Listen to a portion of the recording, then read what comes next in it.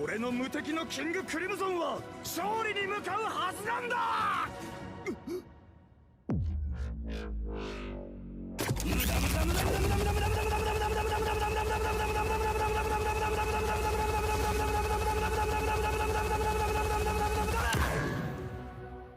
JoJo's Bizarre Adventure Part 5 Golden Wind has finally finished, and oh my, those last few episodes were quite something. But now I'm faced with the pressing question, that being, is Part 5 better than Part 4? Now I haven't been shy about my love for Part 4 and have said on many occasions it is my favourite part of JoJo's, but after finishing Part 5 I am now not so sure. So in order to both decide for myself and to entertain you, I will be comparing both parts in a variety of categories to decide which part is truly the best. So if you don't like opinions, then bugger off, as although I'll be trying to be objective, this video will mainly revolve around what I look for in a good anime, and more so in a good JoJo part. So before we get to the meat and potatoes of this video, I first urge you to like and subscribe, which is the power of my own stand, Mr. Blue Sky. Now let's rewind a bit where I said we'll be comparing both parts in a variety of categories to decide which is truly the best. Well, it's time to reveal those categories. First we have plot, second is characters, third is setting, fourth is stand abilities, fifth is the villain, sixth is the music, and last but not least is the memes. And for each category I'll compare the two parts, and whichever wins gets a point. The part with the most points at the end will be crowned the winner and officially become my favourite part in JoJo's. So let us now not waste any time and sink our teeth into number 1, the plot. Now part 4, Diamond is Unbreakable, is a lot less linear than most other JoJo parts, and like all the other parts before, the whole story happens in one place, and such there is no journey. And the part is filled with many smaller slice of life kind of episodes, so part 4, at least plot wise, is a lot less strict and rigid, and has a much smaller sense of danger and importance than the stories of the other parts, where they deal with world domination like with Cars and Dio, though this in my opinion is part 4's charm. Golden Wind on the other hand is a story more similar to part 3, with the main crew on a journey to kill the big bad, in this case being the boss Diavolo.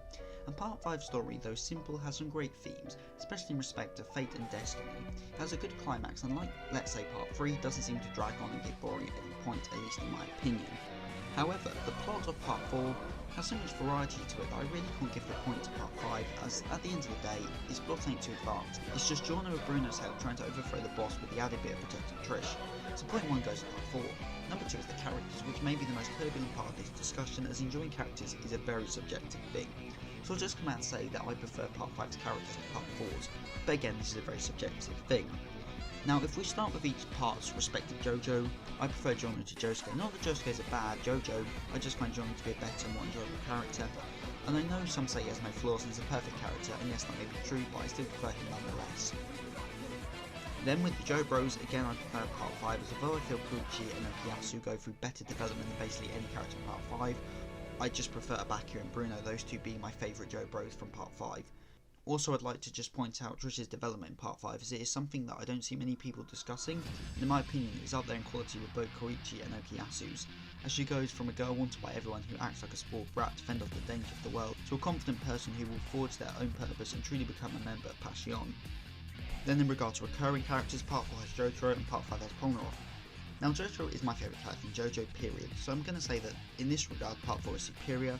However, being objective, Jotaro has a much bigger impact on part 4 throughout, where Polnareff is only relevant at the tail end of the part. And although both are crucial to the defeat of both Kira and Diavolo, Jotaro stopping Bites their dust today is one of the best JoJo moments ever, so yeah, in that regard part 4 is better, though in all other regards I'd give the point to part 5, so 1 point to each so far.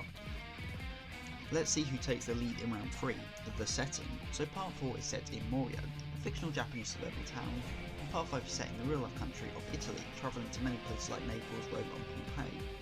Part 4 has more liberty in its setting, as it is indeed fictional, whereas part 5 mostly adheres to real life structures and sites. However, since Italy is just nicer looking than Morio, part 5 definitely has a nicer setting in the looks department, especially with those beautiful canals and the Clash and Talking Head fight, which is actually the reason Clash teleports between the waters. Araki just won't show off the beautiful Italian waterways, fun fact. However, when it comes to the story, part 4 in my opinion has the better setting. They place on the trope of a serial killer in a small quiet town, which fits the story and the tone of part 4 to a T. On the other hand, although Italy is quite important to the part 5 story, it really does not feel as ingrained to the story of part 5 as Morio does to part 4, so part 4 now earns its second point. Also, Morio has a frickin' orange sky and that is dope. But will round 4 keep part 4 out of the lead? as we must now examine the stand abilities of each part. Part 4 has a total of 24 new named stands introduced, including Earth, Fire and Wind, which may not actually be a stand, while Part 5 has 27. So they have around the same number of new stands, but which has the better new stands? Now there ain't really a fair way to decide, but I will try. Part 4 has a lot more utility stands, while Part 5 has a lot more combat stands. For example, we have a stand like Harvesters and Pearl Jam in Part 4 and a stand like Clash and Metallica in Part 5. This is due to Part 5 being a lot more battle focused than Part 4, and as such are some of the most OP stands in the series, with stands like King, Crimson, Gold Experience and Purple Haze. Though Part 4 does have its own handful of powerful stands, with Crazy Diamond, The Hand and Killer Queen all being great examples. And although Part 4 has some strange stands like Enigma, Superfly and Cinderella, I thought Part 5 has the sweet spot for stand powers, as they aren't as simple as Part 4 and not so overly complicated as some of the stands in Part 6. So yeah, although it's a hard one to make, I think Part 5 has the right amount of bizarreness in the stands, and as such I'm giving this point to Part 5. Bringing it back to a tie.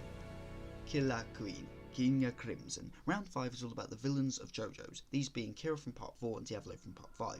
But despite how menacing and busted Diavolo and the stand King Crimson are, I don't think anyone can argue he's a better villain than Kira. As although Kira is my second favourite JoJo villain behind Dio, I still think Kira is the best villain. He's a perfect foil for Josuke, as one of the coolest stands in the series, and fits the setting and themes of Part 4 to a T.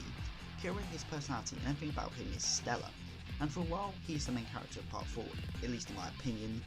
On the other hand, although the shadow of Diavolo is cast over the cards throughout Part 5, we don't really connect with Diavolo himself for the last few episodes, and until that point we've only seen him cast in shadows or through his partner Doppio.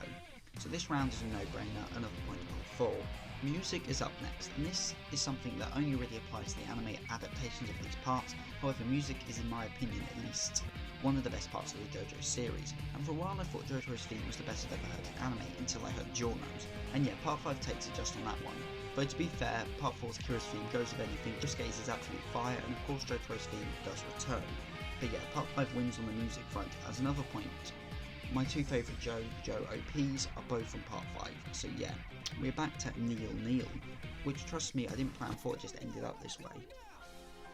Meaning the last category is the tiebreaker, and that is the most crucial part of all of JoJo's, that being the memes. Although neither of these parts have the beauty of the wordo, or roda roda da, or even a simple oh my god, they do each have their fair share of memes. Part 4 is Josuke going boy, Kira saying bites the dust today, and even JoJo alluding to a freaking rat. I mean come on, he lost to a rat. But did any of these really size up the 7-page Mudar?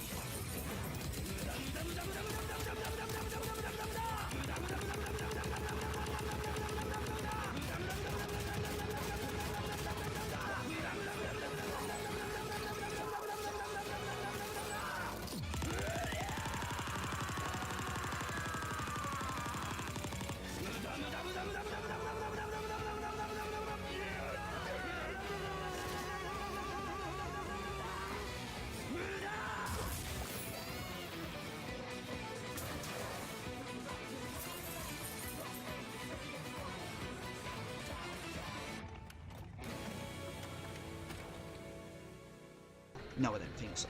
And we ain't even discussed There's a Shark in My Soup or the torture dance or kicking that poor civilian. So when it comes to memes, I'm sorry Part 4, but Part 5 has the 7-page Mudar, and really the only thing that can beat that is a Rodo Rola Da or a Za Wordo. Though wait a minute, doesn't JoJo say Star Platinum Za Wordo? Star Platinum Za Wordo! So there we have it, Part 4 is the victor.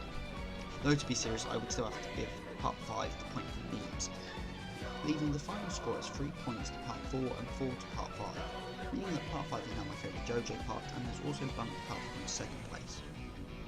And for those wondering, if I was to rank all anime parts from bottom to top, it would go Phantom Blood, Battle of Tendency, Star Wars Crusaders, Diamonds Unbreakable, and then Golden Wind or Vento Araya if you want. Which means that by its logic, Part 6 should be even better. Oh how I wish that was the case.